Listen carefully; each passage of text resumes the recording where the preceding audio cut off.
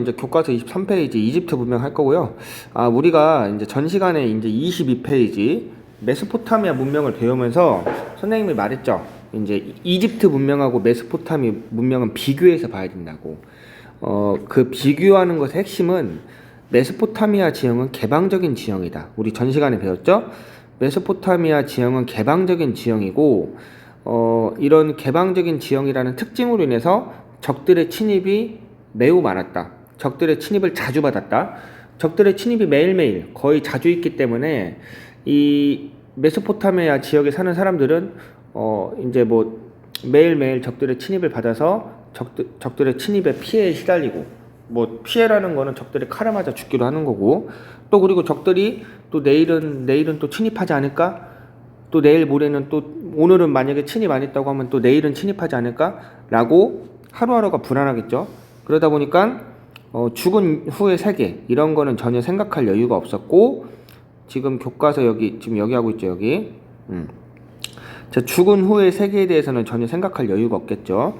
자, 그래서 현재의 삶을 중시했다. 현재의 안정된 삶을 중시했다. 왜냐하면 언제 적들의 침입을 받아서 죽을지 모르니까, 또 언제 적들의 침입이 있을지 모르니까, 어찌 됐든 간에 자, 그래서 적들의 침입이 자주 있었고, 그것에 대한 불안감으로 인해서 죽은 후의 세계는 신경 쓸 여유가 없었고, 현재의 삶을 신경 쓰는 것도 힘들었다. 자, 그래서 현재 안정된 삶을 중시하였다. 자, 그래서 적들의 침입이 자주 있다 보니까 이 왕이라는 존재는 신이 아니라 신의 대리인 정도로 여겼다. 신을 대리하는 사람. 왜냐하면은 왕도 적들의 침입을 받아서 적들의 칼에 맞아 죽는 경우가 상당히 많았거든요. 자, 그러다 보니까 왕은 신 같은 절대적인 존재가 아니라 신의 대리인이구나, 이런 생각을 했대요. 자, 이제 뭐 나머지는 여러분들이 이제 잘 보면 되고, 자, 내가 방금 이 내용을 설명한 이유가 이것이 바로 메소포타미아 문명과 이집트 문명의 차이점이기 때문이에요. 메소포타미아는 이러한 개방적인 지형으로 인한 뭐 여러 가지 내용. 자, 그러면은 이집트 봅시다. 이집트는 뭐 그냥 이건 읽어보면 돼요. 시기. 뭐 이집트는 나일강, 일정 시기마다 나일강이 흘러나면서 주변의 땅을 기름지게 했다. 자, 이곳에는 일찍부터 농업이 발달해 도시국가가 세워졌고, 이거는 우리 21페이지에 배웠던, 여기 21페이지에서 배웠던 이 문명의 발생의 특징에서 배웠던 내용이고요. 자, 이제 중요한 건 여기부터입니다. 자, 이집트는 사막과 바다로 둘러싸인 폐쇄적인 지형. 이게 중요합니다. 이게 폐쇄적인 지형. 아까 메소포타미아는 개방적인 지형이라고 했죠. 자, 이러한 폐쇄적인 지형으로 인해서 이민족의 침입이 적을 수밖에 없었고, 그로 인해서 오랫동안 통일한국을 유지했다고 해요. 자, 그래서 보십시오. 폐쇄적인 지형으로 인해서 이민족의 침입을 적게 받아. 그러니까 이민족의 침입이 거의 없었다고 봐야죠. 이민족의 침입이 거의 없었던 이집트는, 이러한 지형의 이점으로 이민족의 침입이 거의 없었던 이집트는, 그러니까 뭐 적들의 침입이 없으니까 왕이 적들의 칼에 뭐 맞아 죽는 일도 없었겠죠. 적들의 침입이 없으니까, 거의 없으니까. 자, 그래서 이집트 왕국은 계속적으로 유지가 되었고, 반면에 메소포타미아 지역에 있었던 왕국들은 적들의 침입이 많았기 때문에 멸망하고 다시 세워지고 그런 게 반복이 됐는데, 이집트는 아주 오랫동안 통일한국을 유지하였다. 그러하기 때문에 이집트의 왕이 적들의 칼에 맞아 죽는 경우는 거의 없었겠죠. 그러니까 자, 그래서 이집트의 왕 파라오는 살아있는 신으로 여겨졌다. 여기 나와있죠. 이 통일왕국, 이 폐쇄적인 지형으로 적들의 침입이 없었고, 그로 인해서 오랫동안 통일왕국을 유지하였고, 그래서 이집트의 왕 파라오는 신처럼 여겨졌다. 그래서 파라오는 살아있는 신으로 여겨졌다.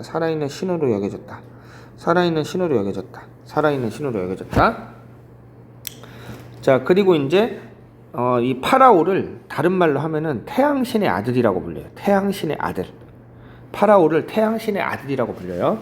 자, 그래서 그런지 이집트는 태양력이라는 걸 썼나 봐요. 이렇게 파라오 태양신의 아들, 그래서 그런가 이집트는 태양력, 반면에 메소포타미아는 태음력이라고 했죠. 자, 일단 계속 봅시다.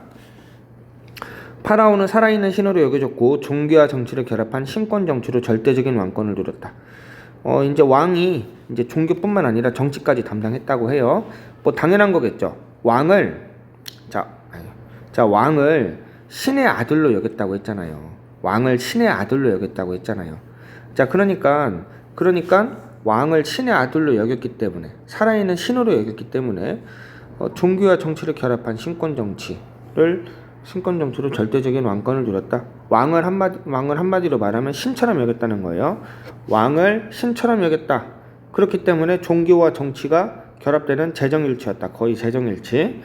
그래서 왕은 신. 자, 반면에 메소포타미아는 왕은 신의 대리자, 신을 대리하는 사람.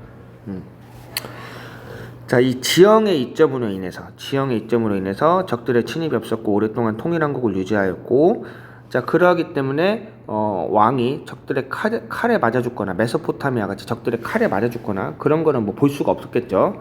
자, 그래서 왕을 신처럼 떠받들게 되었다.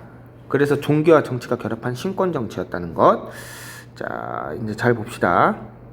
그다음 종교적인 부분에서도 사후세계가 있다고 믿었어요. 사람이 죽은 후에도 영혼이 남는다고 믿었다.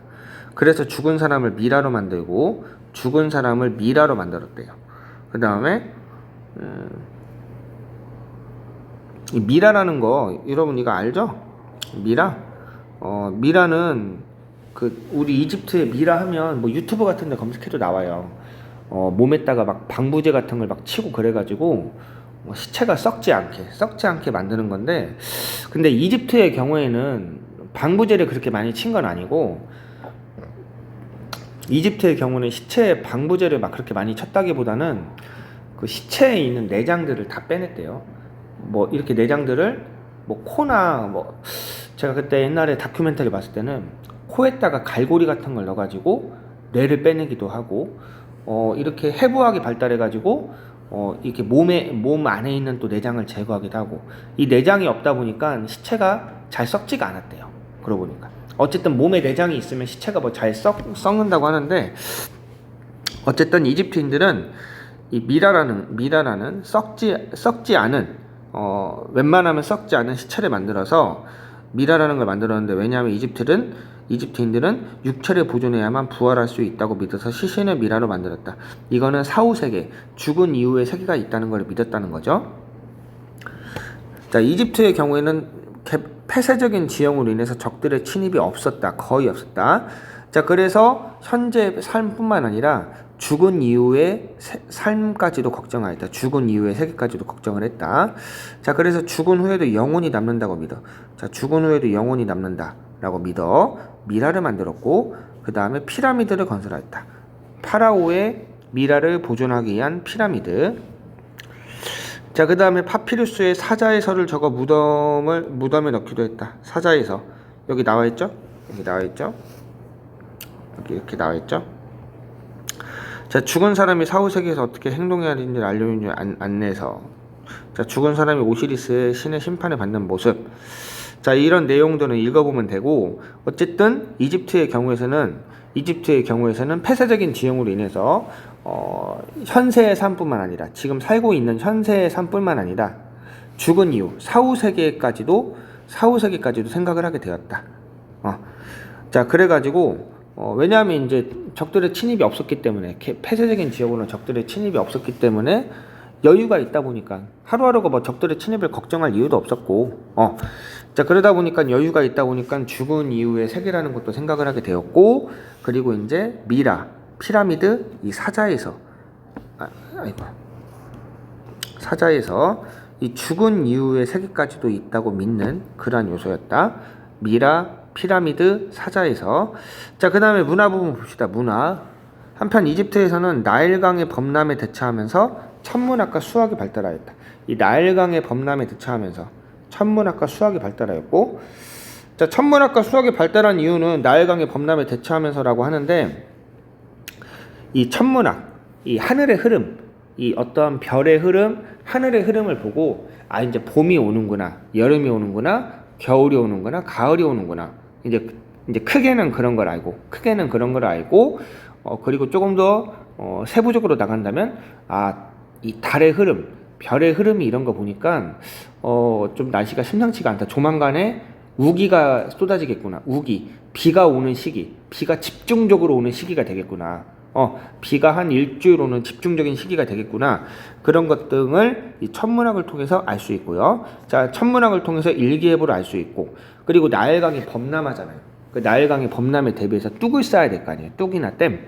그러기 위해서는 이 수학적인 지식도 있어야겠죠. 계산을 해가지고 이 댐의 높이를 몇 센치까지 한다. 댐의 높이를 몇 센치까지 하고, 그리고 이렇게 각을 져가지고 이렇게 뭐 댐을 세우고 그런 것 등을 이제 하기 위해서 수학이 발달하였고, 그 다음 태양력과 십진법을 사용하였다. 파라오가 태양신의 아들이라고 불린다고 했잖아요. 파라오라는 이 명칭은 태양신의 아들이라는 뜻을 갖고 있고요. 그래서 태양력과 십진법을 사용하였다. 그래서 태양력, 그리고 태양력의 계산법이 십진법, 이 태양력의 계산법이 십진법이라는 거예요. 태양력의 계산법이 십진법. 자, 그 다음에 상형 문자를 만들었다. 메소포타미아는 쐐기 문자를 만들었다고 했죠. 메소포타미아는 쐐기 문자를 만들었고, 이집트인들은 상형 문자를 만들었고. 자, 이런 거 우리가 잘 비교하면서 봅시다.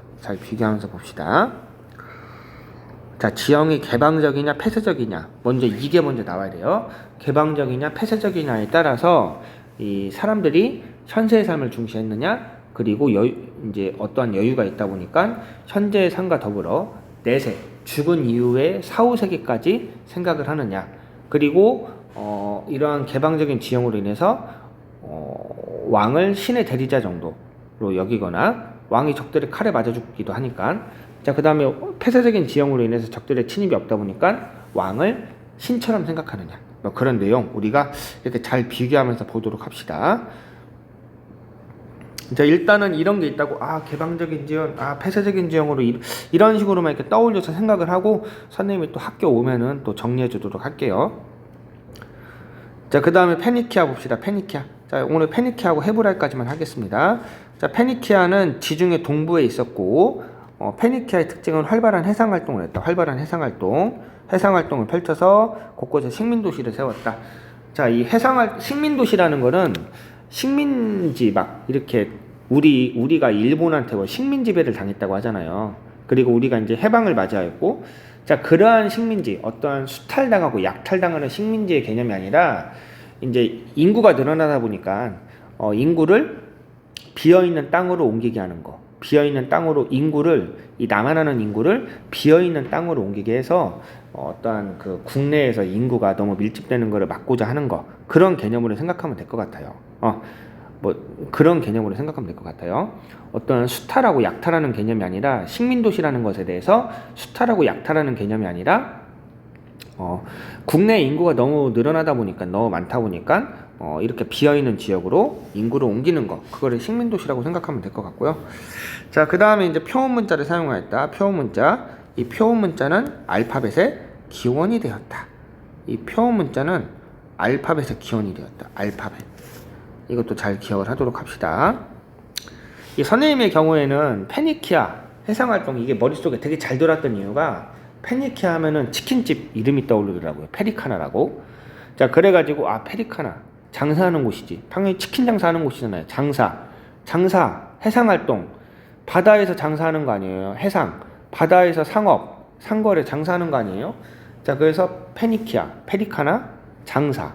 그래서 해상활동, 그래서 이제 여러 해상활동을 통해서 식민도시도 건설하고, 그리고 상업활동을 하는 와중에 표어 문자 같은 거 만들었고, 교육의 내용을 기록하기 위해서 표어 문자는 알파벳의 기원이 되었고, 그런 식으로 이렇게 연관지어서 여러분들이 저같이 이렇게 요령있게 외우면 좋을 것 같아요. 그 다음 헤브라이. 헤브라이는 이제 팔레스타인 지방에 정착하였고, 자, 이들은 원래 이집트에서 이제 노예 생활을 하고 있다가, 이 모세라는 지도자가 이집트에서 노예 생활을 하고 있었던 이 헤브라이인들을 이끌고 팔레스타인 지방으로 가서 헤브라이 왕국을 세웠다고 합니다. 헤브라이 왕국. 자, 그리고 이제 이들은 유일신을 믿는 유대교를 창시하였다. 유일신을 믿는 유대교를 창시하였다. 이러한 유대교는 크리스트교와 이슬람교 성립에 영향을 주었다. 그러한 내용인데, 자, 왜냐하면 크리스토하고 이슬람교도 유일신 사상이잖아요. 유일신 사상. 이 유일신 유대교가 이슬람교와 크리스토교 성립에 영향을 주었다. 그리스도교 하면은 누구예요? 예수, 하느님, 절대적인 존재죠. 이 사람만 믿는 거죠. 이슬람교도 알라 외에 신은 없다라고 해서 알라 신만을 믿잖아요. 다른 신은 배척하고. 뭐 그래서 이제 유일신은 유대교. 그리고 이제 이것이 그리스도교와 이슬람, 절대적인 유일신을 믿는 그리스도교와 이슬람교 성립에 영향을 주었다. 자, 그러면 나머지 내용은 여러분들이 쭉 한번 이렇게 읽어보면 되고, 자, 우리가 이제 다음 시간에 하도록 할게요. 수고했어요.